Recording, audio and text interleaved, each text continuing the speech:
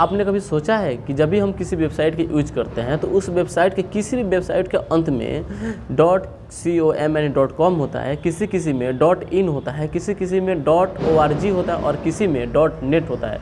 आखिर इन और .com .net .in का क्या मतलब होता है? अभी आपने इस पर विचार किया है? नहीं किया है तो चलिए कोई बात नहीं, हम बताते हैं कि .com .in .org और .net का मतलब क्या होता है। सबसे पहले हम बात करते हैं .com की।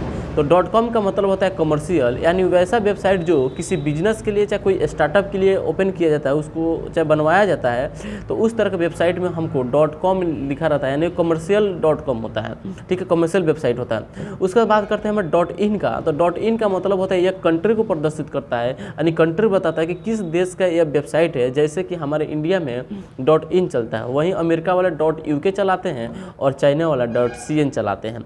फिर उसके बाद बात करते हैं .org।